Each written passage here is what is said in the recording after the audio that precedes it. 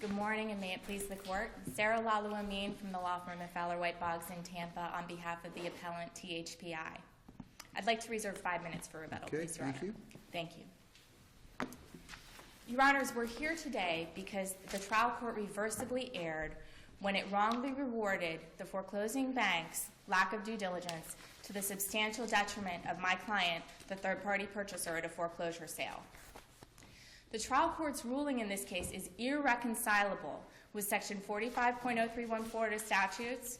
It's irreconcilable with this court's past ruling in Ryan, and it's irreconcilable with the most basic notions of equity on which the bank purported to move in the trial court.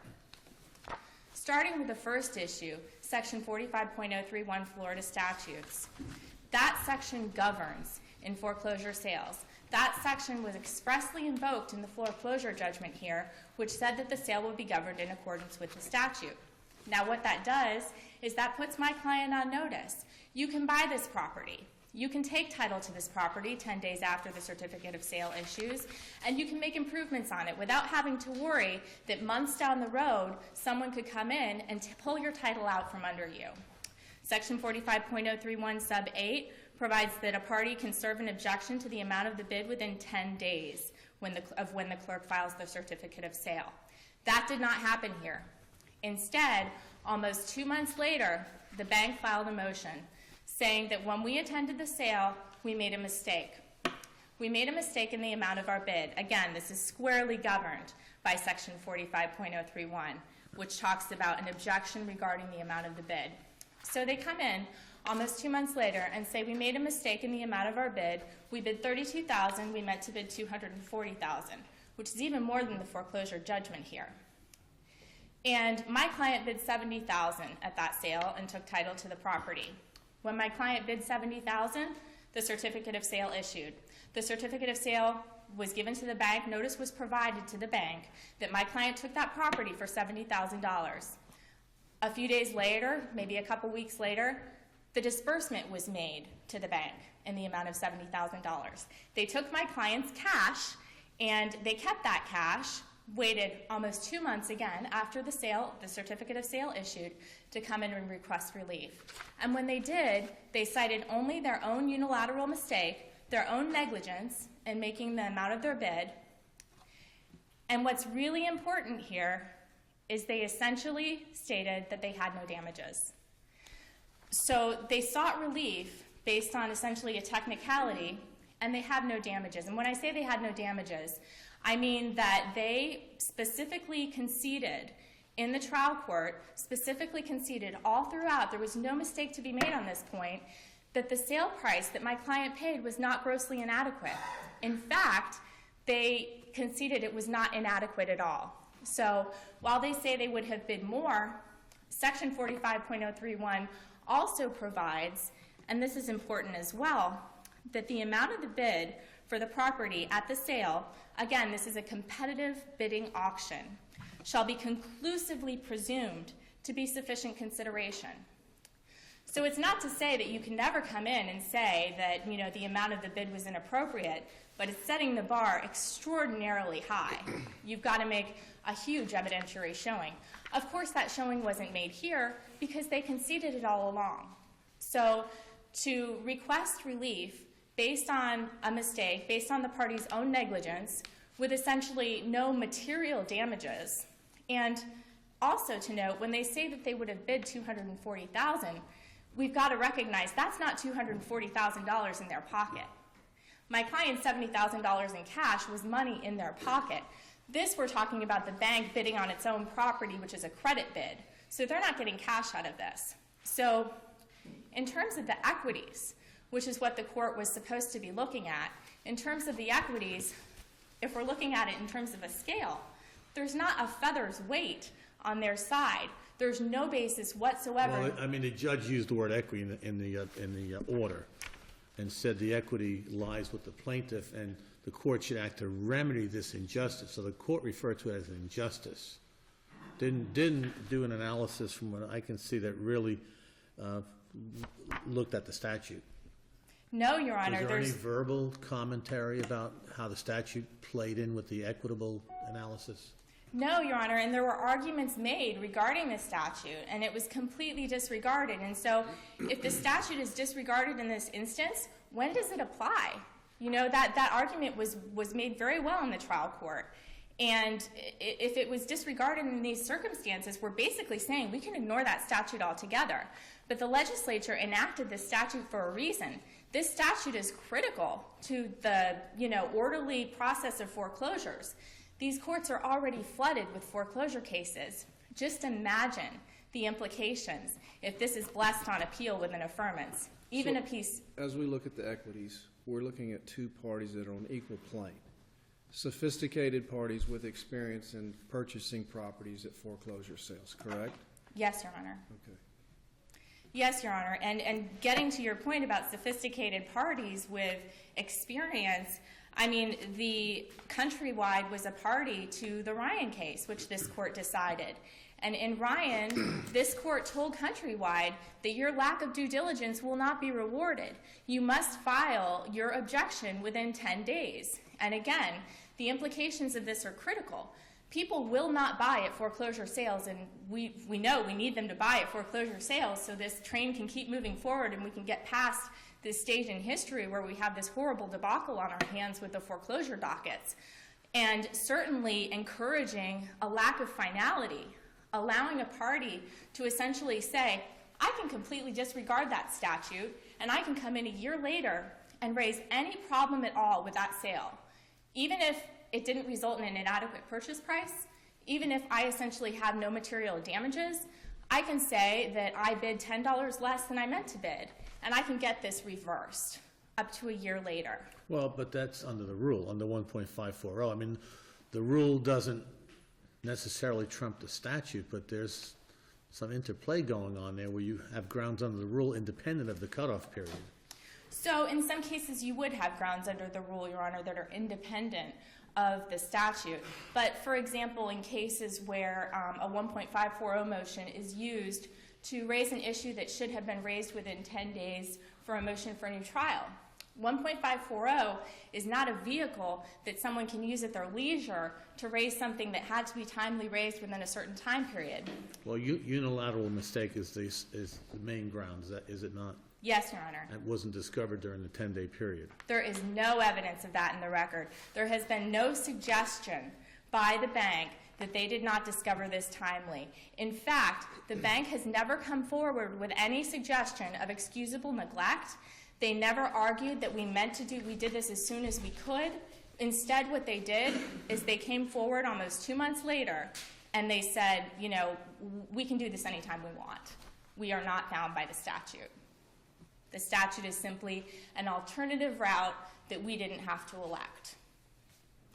So they come in under a 1.540 theory, but as this court has always held, we don't go by the title of documents, by the style of what they're pleaded as. We look at their substance. And at its heart, this is a complaint about a bid amount. At its heart, this is governed by 45.031. Did the trial court make any finding as to whether the unilateral mistake was excusable neglect? No, Your Honor. The trial court didn't speak to that. There was no evidence to that effect. There was no evidence in the affidavit provided. I mean, the mistake itself, there may be an argument that the mistake itself, they explained what happened there, that the agent, thought she was supposed to bid X and she bid Y, but what they've never explained is why, pursuant to the statute, they did not come in within 10 days to remedy their error. No explanation whatsoever. So based upon what the trial judge said at the hearing and what he included in his order, is it your understanding that he was making a ruling under 1.540, or was he basically just saying as a matter of equity, this is an injustice that I need to remedy? Your Honor, it's not clear. But under any ground, under the law that the legislature enacted, under 45.031, under a 1.540 analysis, under an equity analysis, we come before this court on a record that is clean of any evidence whatsoever of equities that favor the bank. The unilateral mistake, the negligence of the bank, is certainly not an equity in their favor, which seems to be what the trial court suggested. It's an equity in my client's favor, in favor of leaving their sale and their title that they've relied on. We provided evidence in the record of the improvements that my client made to this property. And that's what happens. When people buy property at foreclosure sales, they rely on that title. They're told by the law that they can. And if it's a resident, they move in, move their family in. They don't expect that a year from then that that property could be taken from them based on someone's technical mistake. If it's a business, they invest in the property. And just when they're getting to the point where they can finally see a return on that investment, just when they're getting to the point when they're not spending money anymore trying to get this property ready to go, that's when the bank comes in and says, we made a mistake that's essentially of no consequence, and takes the property out from under them. There's no basis for it here. How is that issue in the Supreme Court that's pending now on grossly inadequate price affect your case?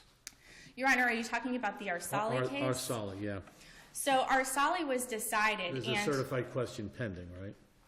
Well, that question has been decided. Okay, and what's the answer to that? And so basically what Arsali holds, and it's refreshing, the holding of Arsali, because if you go back, and this just perspective I think is helpful. Well, I mean, something about, not in Arsali, but in Gorvea? In Gorvia? Is that done too?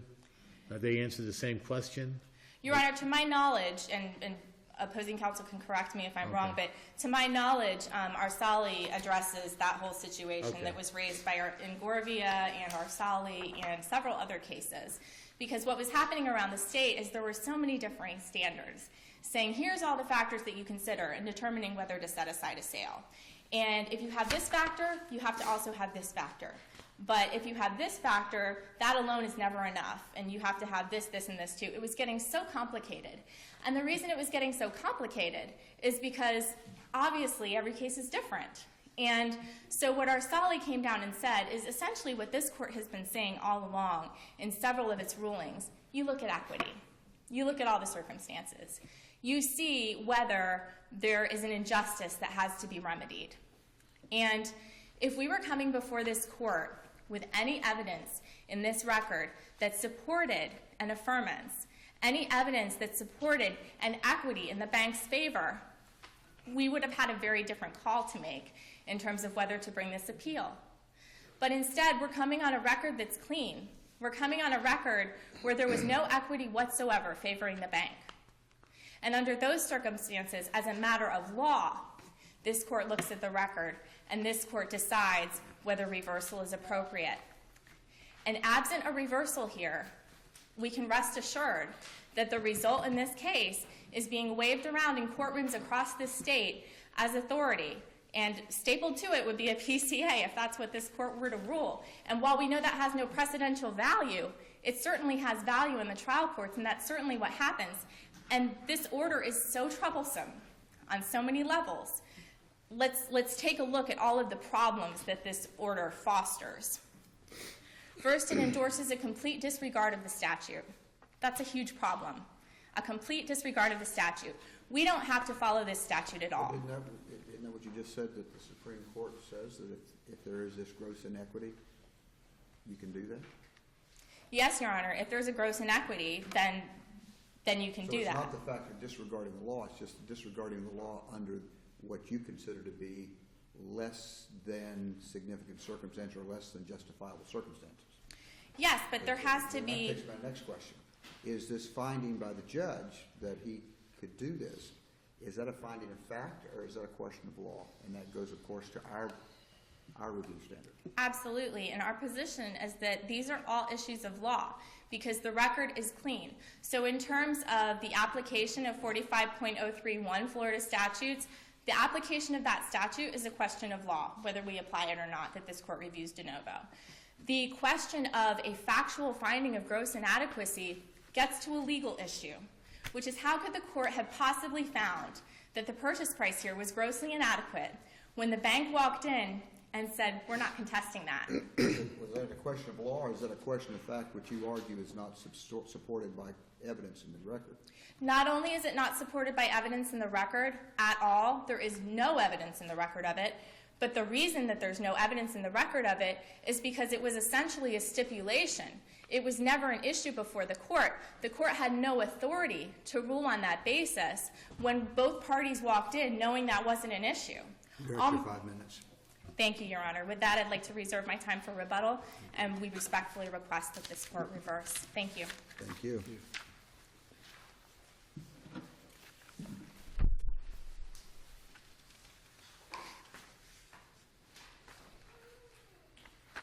Good morning. Good morning, Your Honors.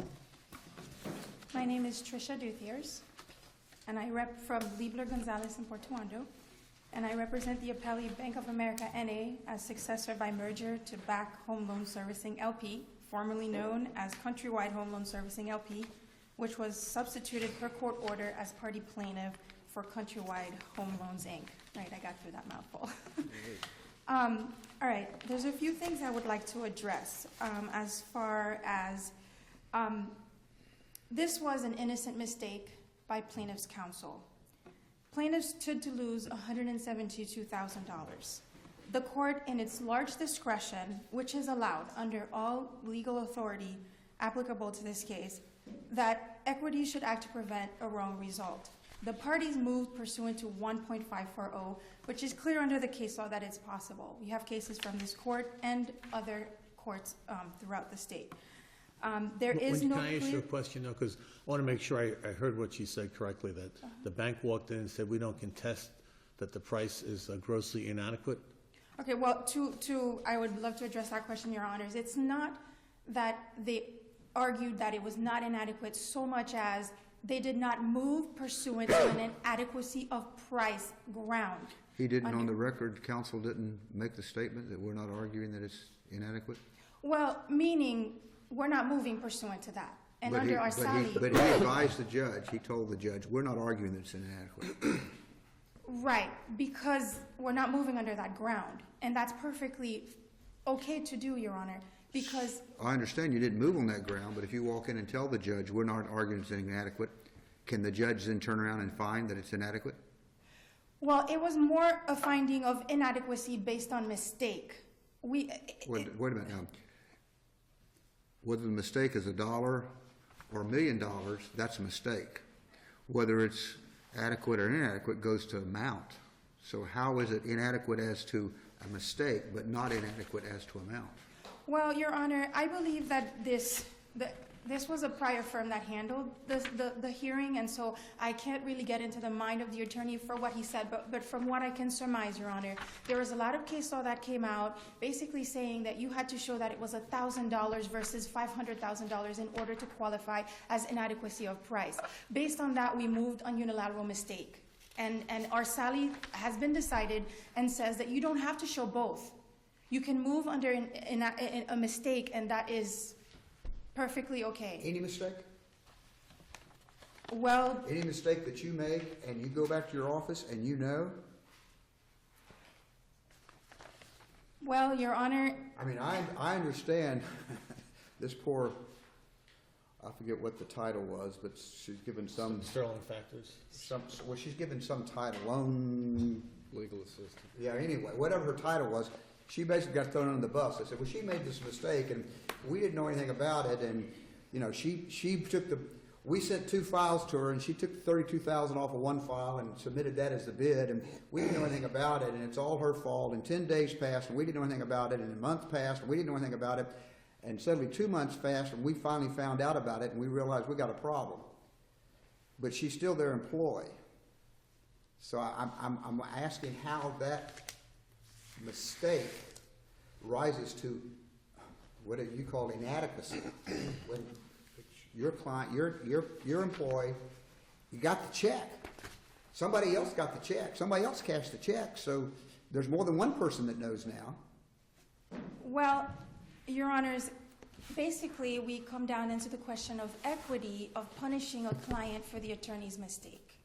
Equity of somebody who has bought a piece of property, relying on the 10 days, investing money in it, versus somebody who has an employee who's made a mistake, which is known immediately and is sat on for 2 months. And you're saying that those are the equities the judge found rises to the level of a gross mistake, a gross inadequacy?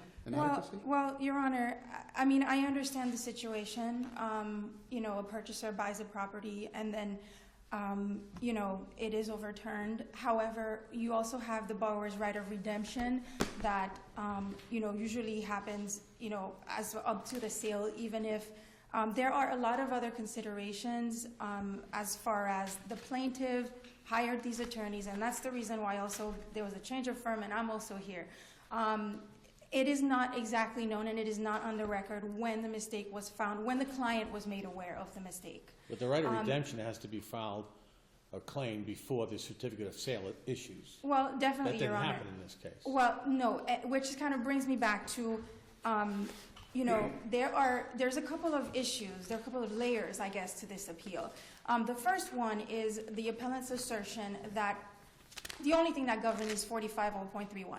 I can cite to this court's decision in American National Bank versus Lau, which allowed a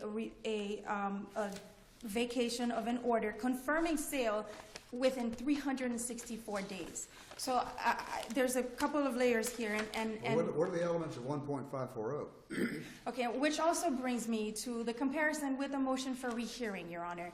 Under rehearing, you can move under any ground, and you're allowed only 10 days. However, under 1.540, there are only limited grounds, And so 1.540 is not an end around. To get relief under 1.540, what do you got to show? Well, you can show either of 5 factors. Any of them? Any of them. Any one of them will do? Any one of them will do, Your Honor. Any one of them will do. You can show, the rule exactly says, relief from judgments based on mistake, comma, inadvertence, comma, inexcusable neglect, comma. Okay, those are the grounds, but what are Those are the the elements? grounds. What do you have to show? After you show one of those grounds, what do you have to show? Well, once you have mistake, you do have to show that you acted with due diligence. And, Your Honor, I can cite you several cases where 3 months was enough, 9 months was enough. 3 months is enough when the person that made the mistake is the party, when the person that made the mistake knew about it, received benefit from the mistake, processed the mistake, and then still waited 2 months? 3 months, that case law that says 3 months includes all of that?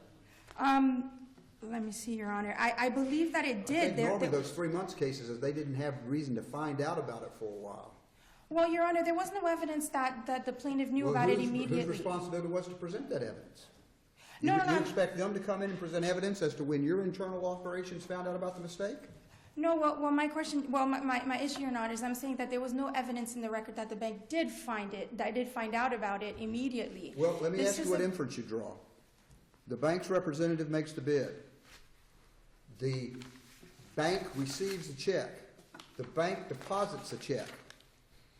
What inference should I draw as to what the bank knew? Well, Your Honor, once the bank found out, this is a big corporation, we went back to counsel, and the counsel, again, you know, as a client, you wait for your attorney to file the motion. You know, basically we're saying that we're punishing the client for the attorney's mistake here. Unfortunately, the firm that filed, that made the error, and it's not known exactly how long they took to tell the bank. Whether the bank found out when they received the check in one department and it was made known to legal that an issue had occurred, and then they went to the firm and said, you know, what's going on here? You need to file this motion. I don't know what their caseload was like. This is a foreclosure mill firm, and by the time they filed it, yes, Your Honor, it was 2 months, but... Okay, Len, let's put the equities. And this bank chose this lawyer and rode with this lawyer while this party buys property, relies on a statute, invests money in it to improve it, to have it taken away from them. Now, those are the equities it looks like we're talking about. Well, yes, Your Honor, and there are cases that talk about, despite the fact that improvements were made to the property, you know, the buyer at a foreclosure sale, when you're buying a property in litigation... So when you buy it so you buy a property in foreclosure sale, especially if you get a good deal, so the message is, don't do anything with it for at least how long? Where do we draw the line? A year? 5 years? Well, Your How do we Honor... draw the line? I guess maybe 1.540 does have some time limit on it, but we have to wait on that one, I guess. Well, Your Honor, the fact is that if you not allowing 1.540 Well, under unilateral mistake. How am I supposed to know the bank didn't pick a bad lawyer? How am I supposed to know this bank didn't pick a bad lawyer? Because if a bad lawyering is enough to get it out, how will we ever know that?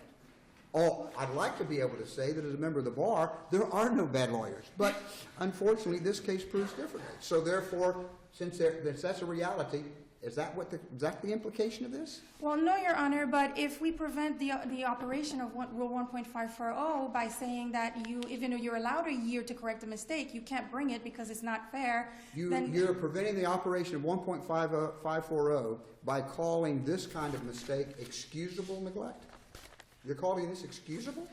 well, we're not moving pursuant to excusable neglect. We're moving pursuant to unilateral mistake, which is allowed under Rule 1.540 within a year. And even under law, like I said, this court allows it, allowed it as late. We'll go to due diligence. You're calling this due diligence. Well, as far as the bank is concerned, yes, I believe that less than 2 months after the sale, that is due diligence in order to figure out what happened and have the attorneys bring this motion. They had already made a mistake. Who knows if the bank, had to approve If it the had been motion 4 filed. months, would that have been due diligence? Well, I mean, we're I'm just trying to find out. You take this set of circumstances, which to me are just very, very difficult to accept. How are we going to put a timeline on it?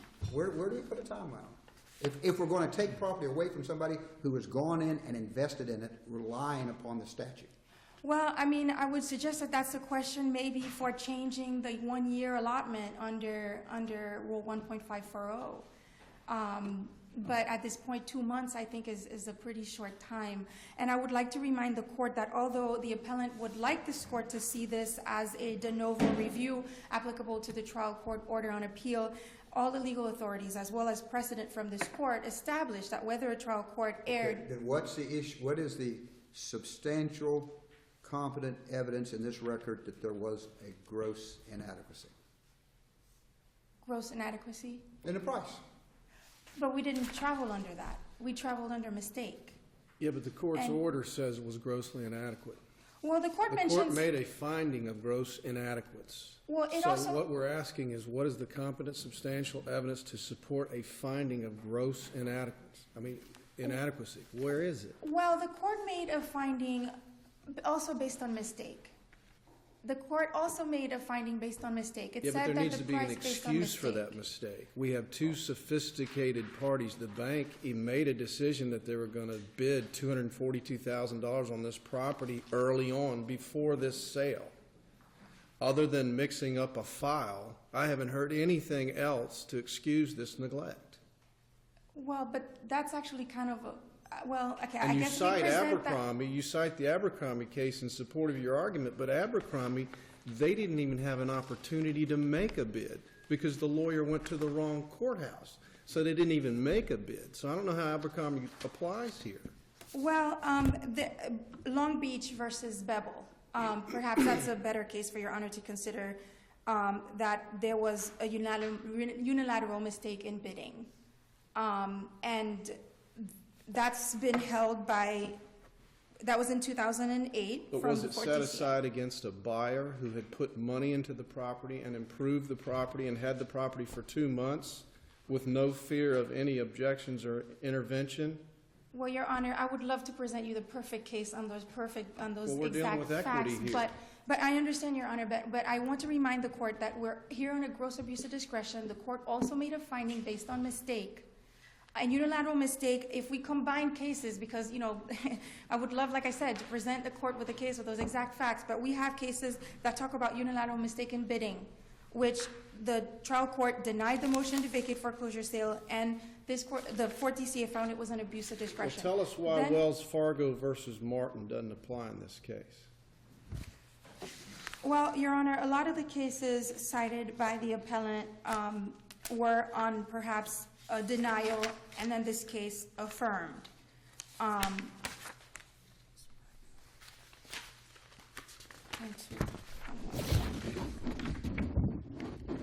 paralegal was very experienced in public foreclosure sales. She misread the bid she was supposed to make. Instead of bidding $115,000, she bid $15,000. Right, Your Honor, but this case traveled under 45.031. All the cases cited by the appellant are cases that traveled under 45.01.031. This case, the parties traveled under 1.540 motion. So that's what makes it different. I believe, like I said, there are several layers to this. There are two procedural mechanisms. It is not the case that we must always travel under 45.031. The statute 45.0.31 does not exclude any other procedures or ways to challenge judgments. This situation is best analogized to a motion for rehearing versus a 1.540 motion. Under a motion for rehearing, you have 10 days under broader grounds. But for 1.540, it's very limited grounds. So 1.540 is not a runaround of the statute. And in Balmoral Condominium Association versus Grimaldi, the court stated that a 1.540 provides a short window of time, a rehearing provides a short window of time for a court to consider a final order for a broad range of reasons. However, a relief from judgment motion under 1.540 provides a larger window, a larger time frame for a court to change a final order, but only for a narrow enumerated list of reasons. And the standards, again, are very different. We're here in a gross abuse of discretion. We also cited our Sally, which has been decided, like appellant mentioned, and it says that you can show mistake or you can show inadequacy of price, but you don't have to show both. Was there a deficiency judgment sought in this case?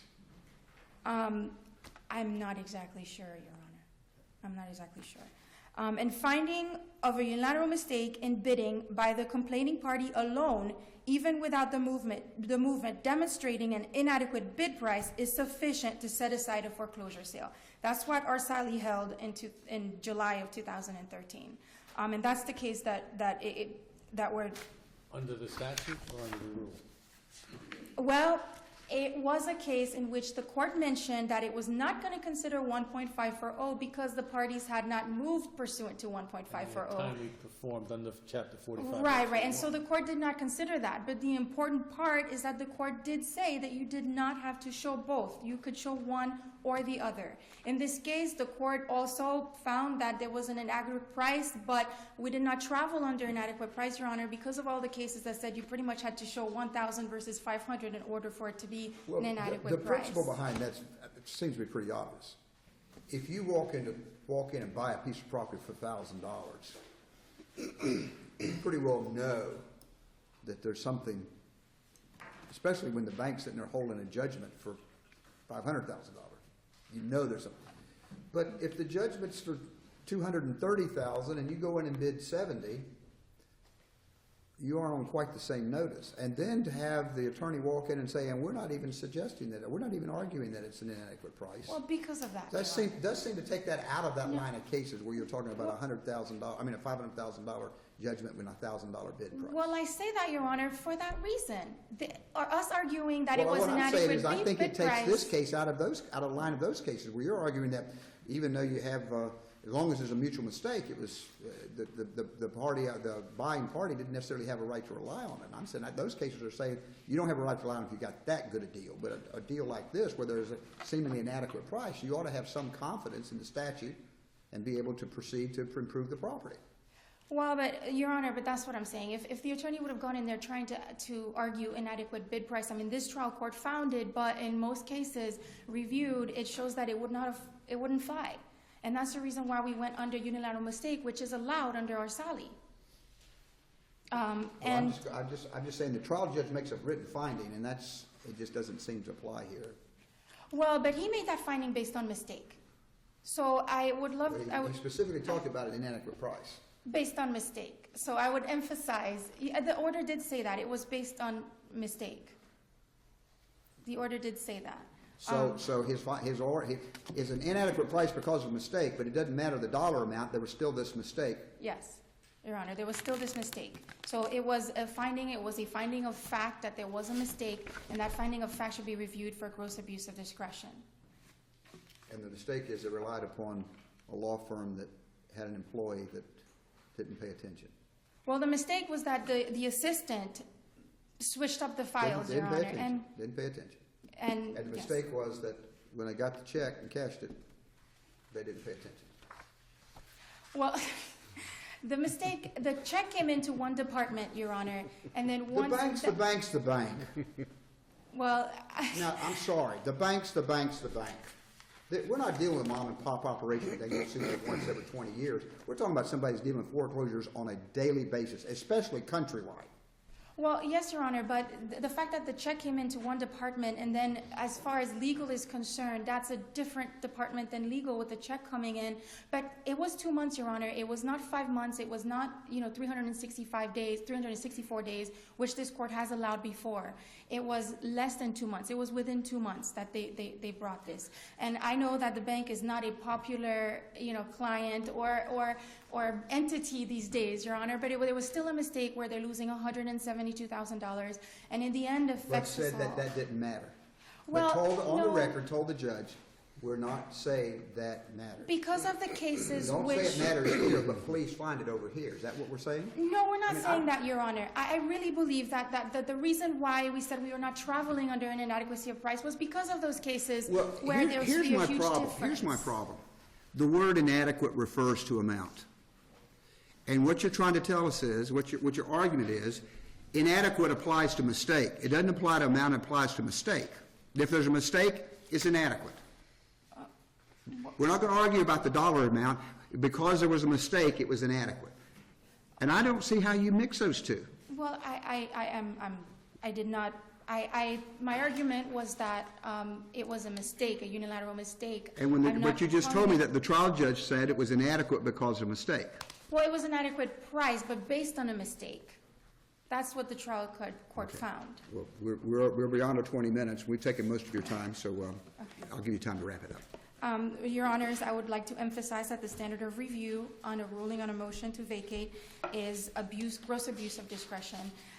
There isn't a record for finding a grossly abused discretion in vacating this judgment. Thus, I would respectfully request that the court affirm. Very good. Thank you.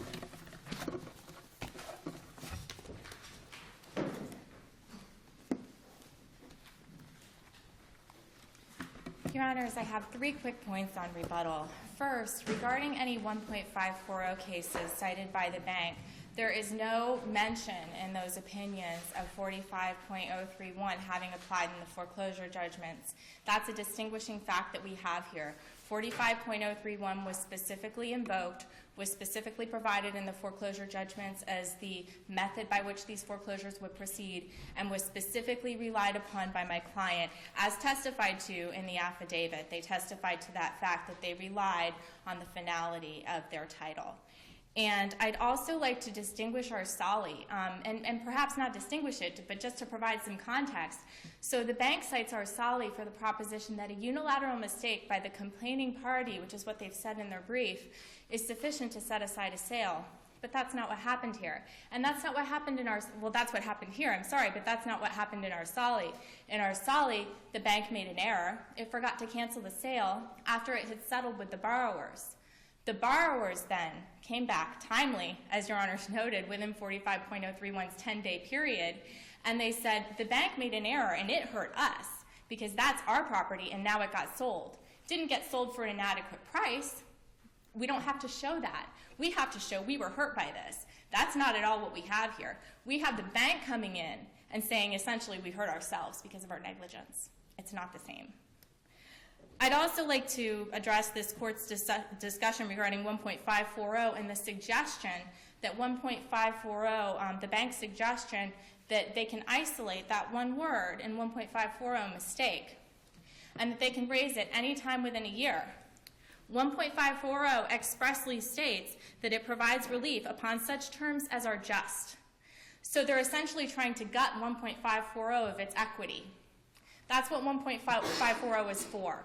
Outside of circumstances otherwise governed by their own time periods, Section 45.031 provides a 10-day time period, and that's mandatory. As this court noted in Ryan, it's absolutely mandatory.